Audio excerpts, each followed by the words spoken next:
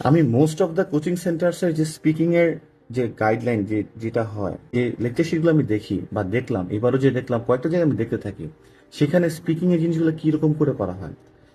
যেমন you should do this, এই should দিয়ে আরো 20টা, you should come, you should go there, you should eat at or you should watch television, what ever.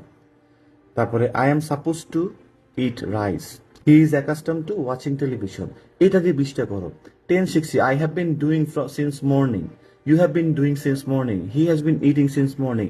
Format format format করে জিনিসগুলো দেয়া, এটা একটা পার্ট গেল। সেকেন্ড যে পার্টটা দেয়া থাকে ম্যাক্সিমাম কোচিং সেন্টারের লেকচার শিটসগুলোতে, যে ডাক্তারের সাথে আপনি কিভাবে কথা বলবেন, হাই হাউ আর ইউ, তখন সে বলবে I am fine, how are you, I am fine, can I ask for this, can you give me this medicine.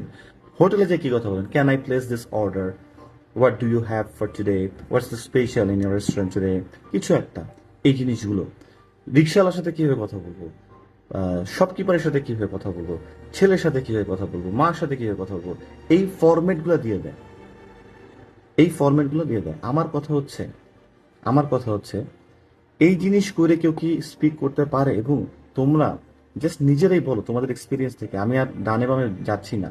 তোমাদের দেখা কতজন মানুষ আছে যারা এই স্পোকেন কোর্স করে ইংলিশে কথা বলতে পারে? কয়জন? থাকতে পারে একজন দুইজন, আমি জানি না। তো আমাদের এখন এই পর্যায়ে এসে ভাই আমরা কি করবো, কিভাবে আমরা ইংলিশে স্পিক করবো? প্রথম কথা হচ্ছে forget about those lecture shits please.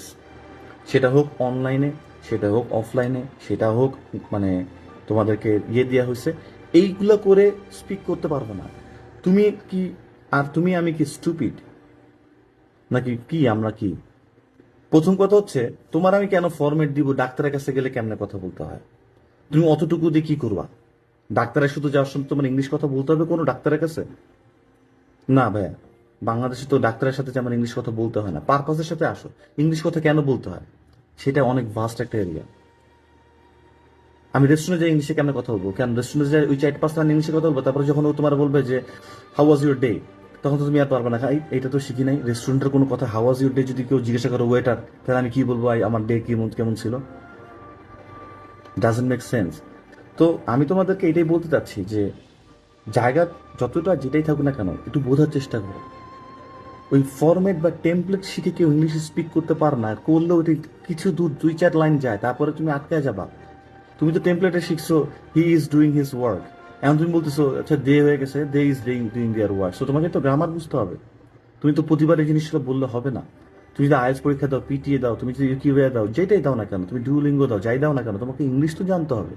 না তুমি দিবা কিভাবে পরীক্ষা? ইংলিশটা জানতে গেলে আমরা তো আর ল্যাঙ্গুয়েজ ধুপ করে আসতে পারি না। আমাদের তখন কি করতে হয়, গ্রামারের ফরম্যাট থেকে যেতে হয়। তো এই জিনিসগুলো আমাদের মাথায় রাখতে হবে।